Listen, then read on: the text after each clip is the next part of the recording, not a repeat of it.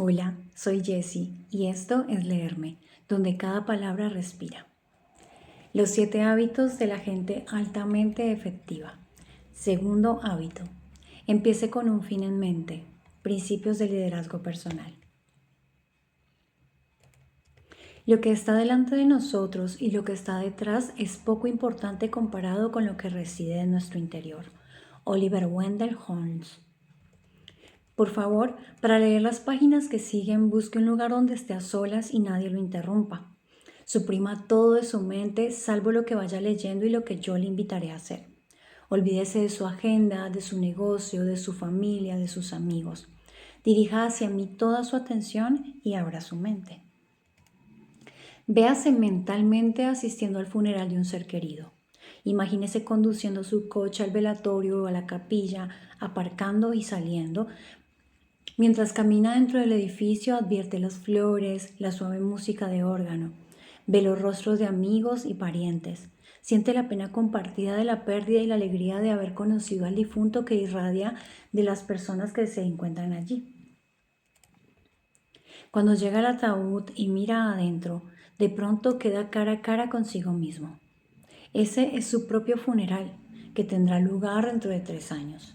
Todas esas personas han ido a rendirle un último homenaje, a expresar sentimientos de amor y aprecio por su persona. Cuando toma asiento y espera que comience el servicio religioso, mira el programa que tiene en la mano. Habrá cuatro oradores. El primero pertenece a su familia, la familia inmediata y la extensa.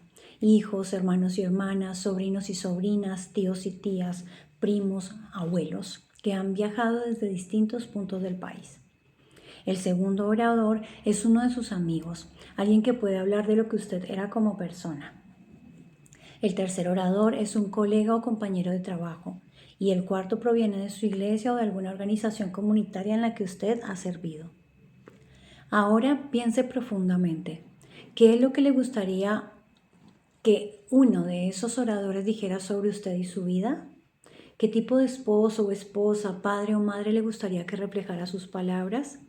¿Qué clase de hijo, hija o primo? ¿Qué clase de amigo? ¿Qué clase de compañero de trabajo? ¿Qué carácter le gustaría que ellos hubieran visto en usted? ¿Qué aportaciones, qué logros quiere que ellos recuerden? Mire con cuidado a la gente que lo rodea. ¿Cómo le gustaría haber influido en sus vidas? Antes de seguir leyendo, tómese unos minutos para examinar sus impresiones. Esto aumentará en mucho su comprensión personal del segundo hábito. Lo que significa empezar con un fin en mente. Realizando con seriedad esta experiencia de visualización, se llega a alcanzar por un momento algunos de los valores más profundos y fundamentales. Se ha establecido un contacto breve con el sistema de guía interior que se encuentra en el corazón de su círculo de influencia. Consideremos las palabras siguientes de Joseph Addison. Cuando contemplo las tumbas de los grandes, desaparece de mí cualquier tipo de envidia. Cuando leo los epitafios de las mujeres hermosas, desaparece todo deseo encendido. Cuando veo el pesar de los padres ante la lápida de un hijo, mi corazón se llena de compasión. Ante las tumbas de esos mismos padres, pienso en la vanidad de sufrir por seres a los que pronto habremos de seguir.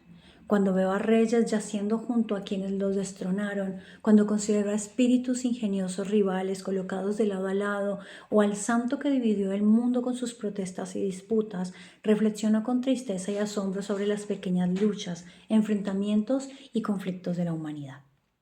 Cuando leo las fechas de las tumbas de alguien que murió ayer y de otro que murió hace 600 años, pienso en el gran día en el que todos seremos contemporáneos y realizaremos juntos nuestra aparición. Aunque el segundo hábito se aplica a muchas circunstancias y niveles de vida diferentes, la aplicación fundamental de empezar con un fin en mente consiste en empezar hoy con la imagen, el cuadro o el paradigma de vida como marco de referencia o criterio para el examen de todas las otras cosas. Cada parte de su vida, la conducta de hoy, la de mañana, la de la semana que viene, la del mes que viene, puede examinarse en el contexto del todo de lo que realmente a usted le importa más. Teniendo claramente presente ese fin, usted puede asegurarse de que lo que haga cualquier día particular no viole los criterios que ha definido como de importancia suprema y que cada día contribuya de un modo significativo a la visión que usted tiene de su vida como un todo. Empezar con un fin en mente significa comenzar con una clara comprensión de su destino, significa saber a dónde se está yendo, de modo que se pueda comprender mejor dónde se está y dar siempre los pasos adecuados en la dirección correcta. Resulta increíblemente fácil caer en la trampa de la actividad, en el ajetreo de la vida, trabajar cada vez más para trepar por la escalera del éxito y descubrir finalmente que está apoyada en la pared equivocada. Es posible estar atareado, muy atareado, sin ser muy efectivo. A menudo, las personas se encuentran logrando victorias vacías, éxitos conseguidos a expensas de cosas que súbitamente se comprende que son mucho más valiosas. Personas pertenecientes a todos los trabajos, médicos, académicos, actores, políticos, ejecutivos, atletas y fontaneros. A menudo luchan por lograr ingresos más altos, más reconocimiento o un cierto grado de competencia profesional solo para descubrir que su ansiedad por alcanzar la meta les ha privado de cosas que realmente importan y que ya han quedado fuera de sus posibilidades. Cuán distintas son nuestras vidas cuando sabemos qué es lo verdaderamente importante para nosotros y manteniendo ese cuadro en mente, actuamos cada día para hacer y hacer lo que en realidad nos interesa. Si la escalera no está apoyada en la pared correcta, cada paso que demos no habrá más que acercarnos antes al lugar erróneo. Podemos estar muy atareados, podemos ser muy eficientes, pero solo seremos también verdaderamente efectivos cuando empecemos con un fin en mente. Si se considera con cuidado lo que se quiere que digan de uno en la experiencia del funeral, se encontrará la definición personal del éxito. Tal vez sea muy diferente de la definición que usted creía comprender. Es posible que la fama, el éxito, el dinero o algunas de las otras cosas por las que luchamos ni siquiera formen parte de la pared correcta. Cuando uno empieza con un fin en mente, alcanza una perspectiva distinta. Al morir un amigo común, un hombre le preguntó a otro, ¿cuánto dejó? La respuesta fue, lo dejó todo. Todas las cosas se crean 2 veces. El hábito de empezar con un fin en mente se basa en el principio de que todas las cosas se crean 2 veces. Siempre hay primero una creación mental y luego una creación física. Pensemos, por ejemplo, en la construcción de un hogar. Uno lo crea con todos sus detalles incluso antes de clavar el primer clavo. Trata de tener una imagen clara del tipo de hogar que quiere. Si uno quiere un hogar centrado en la familia, prevé un lugar adecuado para reuniones familiares. Piensa en puertas corredizas y en un jardín para que los chicos jueguen al aire libre. Trabaja con ideas. Se trabaja con la mente hasta llegar a una imagen clara de lo que uno quiere construir. Después se traza el plano y se elabora el proyecto de construcción. Todo esto antes de trabajar sobre el terreno. En caso contrario, ya en la segunda creación, la creación física, habrá que realizar cambios costosos que pueden duplicar el presupuesto original. La regla del carpintero es medir 2 veces antes de cortar una. Hay que estar seguro de que el plano, la primera creación, sea realmente lo que uno quiere, que sea pensado en todo. Después se levanta la casa con ladrillos y cemento. Cotidianamente uno va a la obra y despliega el plano para decidir el trabajo del día. Se empieza con un fin en mente. Consideremos otro ejemplo, el de una empresa. Si queremos tener éxito, también en este caso corresponde definir con claridad lo que se está tratando de lograr.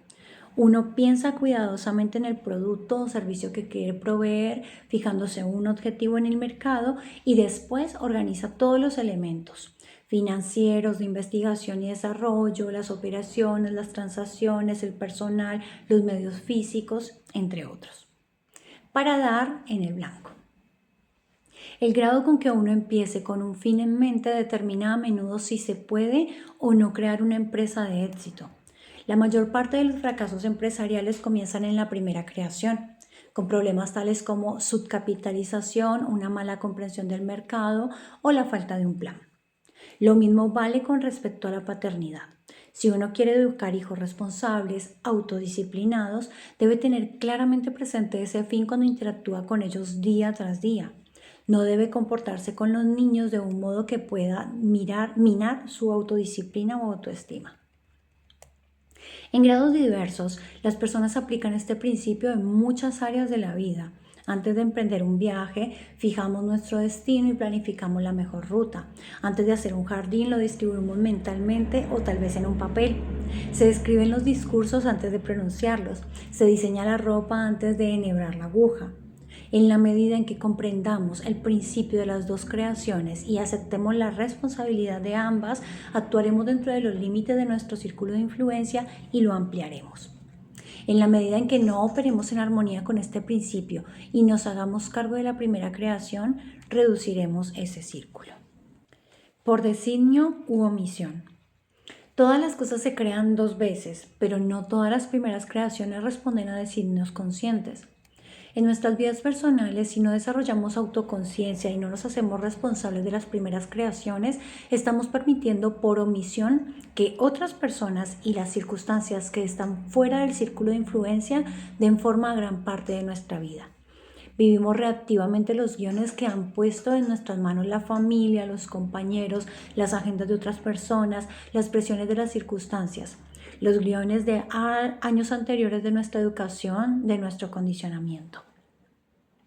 Esos guiones provienen de personas, no de principios, y surgen de nuestras más profundas vulnerabilidades, de nuestra más profunda dependencia respecto de los demás y de nuestras necesidades de aceptación y amor, de pertenencia, del sentido de nuestra propia valía, de la sensación de que importamos. Seamos o no conscientes de ella, la controlemos o no, hay una primera creación en todas las partes de nuestra vida. Somos la segunda creación de nuestro propio designio proactivo o la segunda creación de las agendas de otras personas, de las circunstancias y de los hábitos del pasado. Las capacidades exclusivamente humanas de la autoconciencia, la imaginación y la conciencia moral nos permiten examinar las primeras creaciones y hacernos cargo de nuestra primera creación, escribir nuestro propio guión. Dicho de otro modo, el primer hábito dice, tú eres el creador. El segundo hábito es la primera creación. Liderazgo y administración, las dos creaciones. El segundo hábito se basa en principios de liderazgo personal, lo que significa que el liderazgo es la primera creación. Liderazgo no es administración. La administración es la segunda creación que examinaremos en el capítulo sobre el tercer hábito, pero el liderazgo va primero. La administración se centra en el límite inferior. ¿Cómo puedo hacer mejor ciertas cosas? El liderazgo aborda el límite superior. ¿Cuáles son las cosas que quiero realizar? En palabras de Peter Drucker y Warren Bennis, administrar es hacer las cosas bien, liderar es hacer las cosas correctas. La administración busca la eficiencia en el ascenso por la escalera del éxito. El liderazgo determina si la escalera está o no apoyada en el lugar correcto.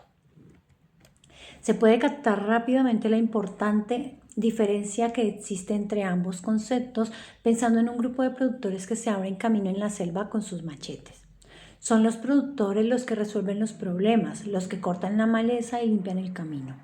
Los administradores van detrás de ellos, afilando los machetes, escribiendo manuales de política y procedimientos, llevando adelante programas para el desarrollo muscular, introduciendo tecnologías perfeccionadas y estableciendo hojas de trabajo y programas remunerativos para los macheteros.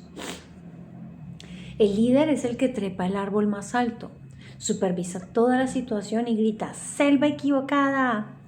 Pero, ¿cómo suelen responder los ajetreados productores y administradores? ¡Cállate! ¡Estamos avanzando! Como individuos, grupos y empresas estamos a menudo tan atareados cortando maleza que ni siquiera nos damos cuenta de que trabajamos en la selva equivocada. Y el cambiante entorno en el que vivimos hace del liderazgo efectivo, hoy más que nunca, un factor crítico de todos los aspectos de la vida independiente e interdependiente.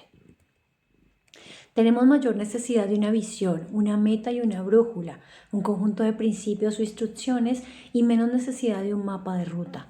Frecuentemente no sabemos cómo será el terreno que tenemos que atravesar o qué necesitaremos para atravesarlo. Mucho dependerá del juicio que formulemos en ese momento, pero una brújula interna siempre nos indicará la dirección. La efectividad y a menudo incluso la supervivencia no depende solo del esfuerzo realizado, sino también de que se realice en la selva correcta. Y la metamorfosis que tiene lugar en casi todas las industrias y profesiones requiere liderazgo primero y administración después. El mercado empresarial está cambiando con tanta rapidez que muchos de los productos y servicios que satisfacían los gustos y necesidades del consumidor hace unos pocos años ahora se han quedado obsoletos. El liderazgo proactivo, enérgico, debe controlar constantemente el cambio ambiental, en particular los hábitos y motivos del cliente, y proporcionar la fuerza necesaria para organizar los recursos en la dirección correcta. Cambios tales como la desregulación de la industria aérea, los costos astronómicos de los servicios sanitarios y la mayor calidad y cantidad de automóviles importados inciden de modo significativo en el ambiente. Si las industrias no controlan el ambiente, sus propios equipos de trabajo y el ejercicio del liderazgo creativo para seguir avanzando en la dirección correcta, ningún tipo de administración experta podrá impedir que fracasen. Una administración eficiente sin un liderazgo efectivo es, según alguien lo ha definido, como alinear las sillas en la cubierta del Titanic. Ningún éxito administrativo puede compensar el fracaso del liderazgo, pero el liderazgo es difícil porque a menudo caemos en paradigmas de administración. En la sesión final de un programa anual para la formación de ejecutivos en Seattle, el presidente de una compañía petrolera se me acercó y me dijo: Stephen, cuando usted señaló la diferencia entre liderazgo y administración en el segundo mes, pensé en mi rol como presidente de esta compañía y comprendí que nunca había ejercido el liderazgo. Estuve enterrado en la administración bajo la presión de todos los desafíos y detalles de la logística cotidiana. De modo que decidí retirarme de la administración. Puedo conseguir otras personas que se encarguen de ella. Quiero liderar realmente mi organización. Fue duro, sufrí todas las penurias al dejar de tratar muchas de las cuestiones urgentes y apremiantes que tenía frente a mí y que me daban una sensación de éxito inmediato. No tuve muchas satisfacciones cuando empecé a luchar con los problemas del liderazgo superior, la cultura organizacional, el análisis profundo de los problemas, el aprovechamiento de las nuevas oportunidades. También otros padecieron las penurias del retiro al tener que abandonar un estilo de trabajo cómodo. Echaban de menos mi fácil accesibilidad. Seguían pretendiendo que yo estuviera disponible para ellos, para responder, para ayudarles a resolver cotidianamente sus problemas. Pero persistí, absolutamente convencida de que necesitaba ejercer el liderazgo, y lo hice. Hoy en día nuestra empresa es totalmente distinta. Interactuamos adecuadamente con el ambiente, hemos duplicado nuestras operaciones y cuadruplicado los beneficios. Estoy en el liderazgo. No tengo ninguna duda de que a menudo los padres también están atrapados en el paradigma de la administración y piensan más en el control, la eficiencia y las reglas que en el avance, el propósito y los sentimientos de la familia. Y en nuestras vidas personales tenemos una carencia aún mayor de liderazgo. Pretendemos administrar con eficiencia, estableciendo y alcanzando metas antes de haber clarificado nuestros valores. Reescribir el guión. Conviértase en su primer creador. Como ya hemos dicho, la proactividad se basa en el privilegio humano de la autoconciencia. Los dos privilegios humanos adicionales que nos permiten ampliar nuestra proactividad y ejercer el liderazgo personal en nuestras vidas son la imaginación y la conciencia moral. Por medio de la imaginación podemos visualizar los mundos potenciales que hay en nuestro interior.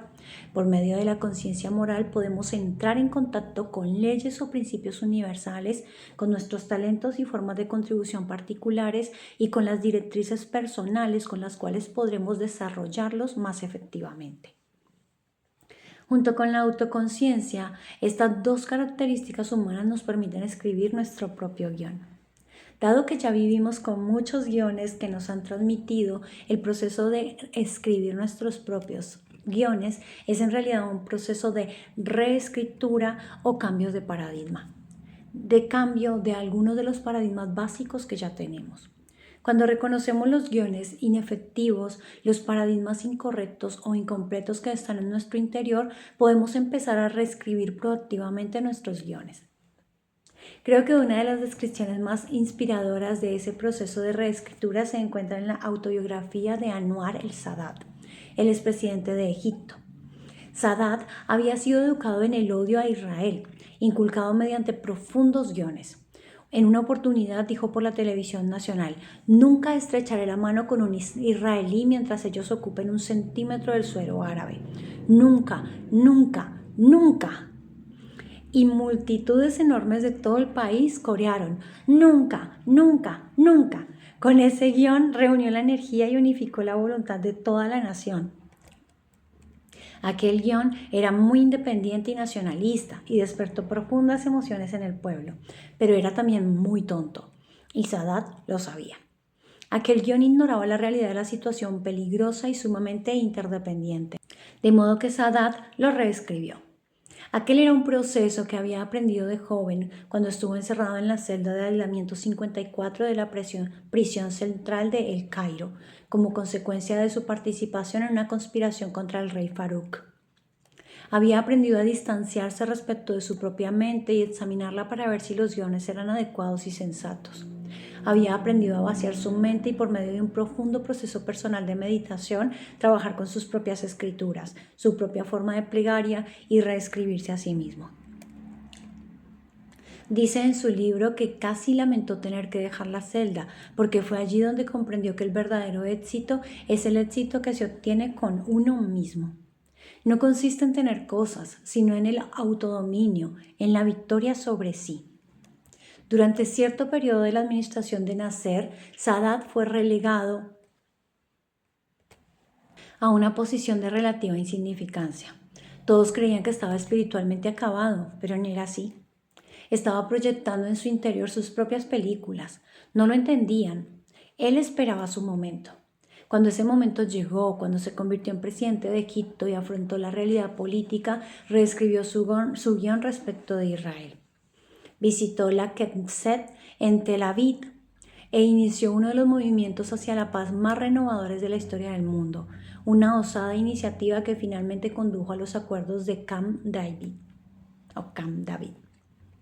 Sadat supo emplear su autoconciencia, su imaginación y su conciencia moral en el ejercicio del liderazgo personal para cambiar un paradigma esencial y el modo en que veía la situación.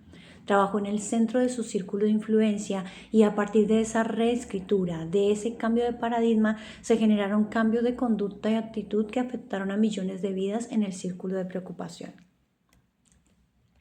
Al desarrollar nuestra autoconciencia, muchos de nosotros descubrimos guiones inefectivos, hábitos profundamente enraizados y totalmente indignos de nosotros, por completo incongruentes con las cosas que verdaderamente valoramos en la vida. El segundo hábito dice que no es obligatorio vivir siguiendo esos guiones. Tenemos la responsabilidad de utilizar nuestra imaginación y creatividad para escribir otros nuevos. Más efectivos, más congruentes con nuestros valores, más profundos y con los principios correctos que dan sentido a nuestros valores. Supongamos, por ejemplo, que soy hipersensible y reacciono irracionalmente ante la conducta de mis hijos.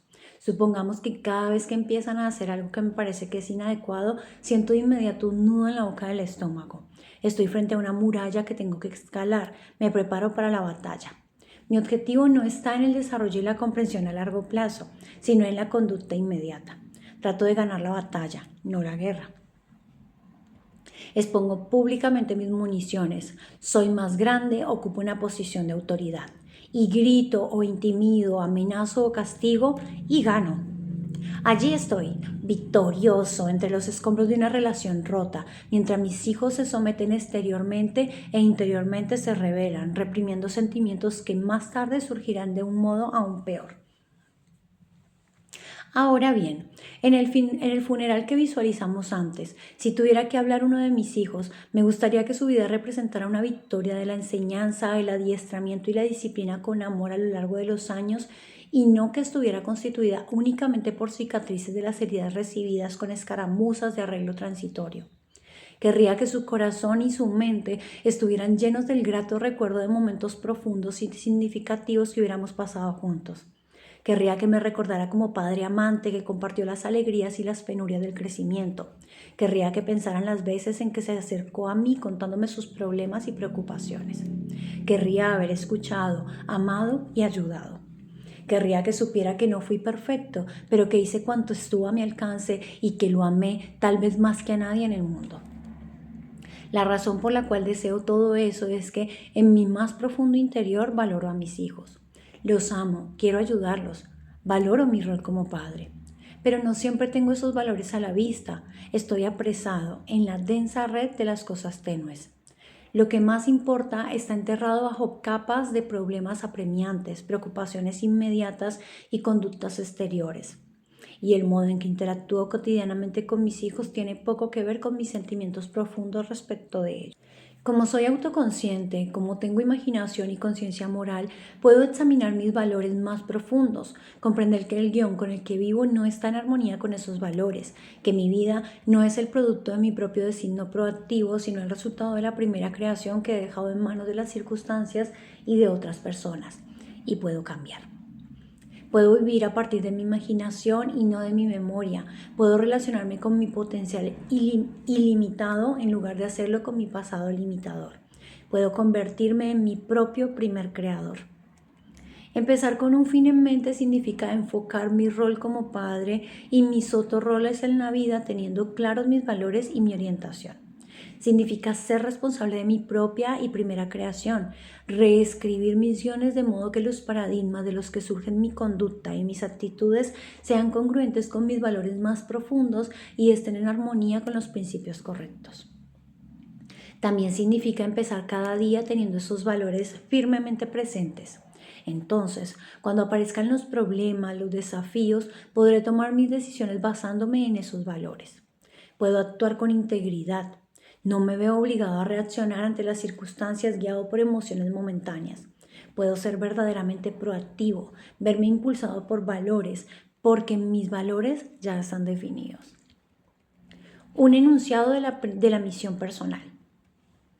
El modo más efectivo que conozco de empezar con el fin en mente consiste en elaborar un enunciado de la misión, filosofía o creados personales. Se centra en lo que uno quiere ser, carácter y hacer, aportaciones y logros, y en los valores o principios que dan fundamento al ser y al hacer. Mi amigo Rolf Kerr ha expresado cómo sigue su credo personal. Primero, el éxito en casa. Busca y merece la ayuda divina. Nunca te comprometas con la deshonestidad. Acuérdate de las otras personas implicadas. Escucha a ambas partes antes de juzgar. Pide consejos a otros. Defiende a los que no están presentes. Sé sincero pero terminante. Desarrolla una nueva habilidad cada año. Planifica hoy el trabajo de mañana. Lucha mientras esperas. Mantén una actitud positiva. Conserva el sentido del humor. Sé ordenado en tu persona y en el trabajo. No temas a los errores. Teme solo la ausencia de respuesta creativa, constructiva y correctiva a esos errores. Facilita el éxito a tus subordinados. Escucha el doble de lo que hablas.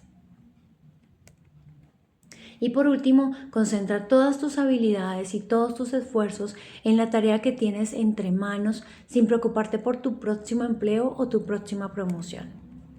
Al enunciado de la misión personal se le puede denominar constitución personal. Lo mismo que la Constitución de los Estados Unidos, en lo fundamental nunca cambia. A lo largo de 200 años han existido solo 26 enmiendas, 10 de las cuales estaban ya en la Declaración de los Derechos. La Constitución de los Estados Unidos es la norma con respecto a la cual se evalúan todas las leyes del país. Es el documento que el presidente jura defender y respaldar. Establece el criterio para que a una persona se le conceda o no la ciudadanía.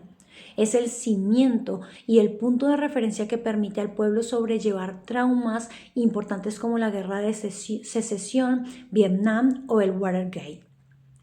Es la norma escrita, el criterio clave con referencia al cual todo se evalúa o dirige. La Constitución ha perdurado y cumple hasta el día de hoy con su función vital porque se basa en principios correctos, en las verdades evidentes por sí mismas contenidas en la Declaración de la Independencia. Esos principios le otorgan una fuerza intemporal, incluso en medio de la ambigüedad y el cambio sociales. Nuestra peculiar seguridad, dijo Thomas Jefferson, reside en la posesión de una constitución escrita. En el nivel del individuo, un enunciado de la misión personal vagado en principios correctos representa el mismo tipo de norma.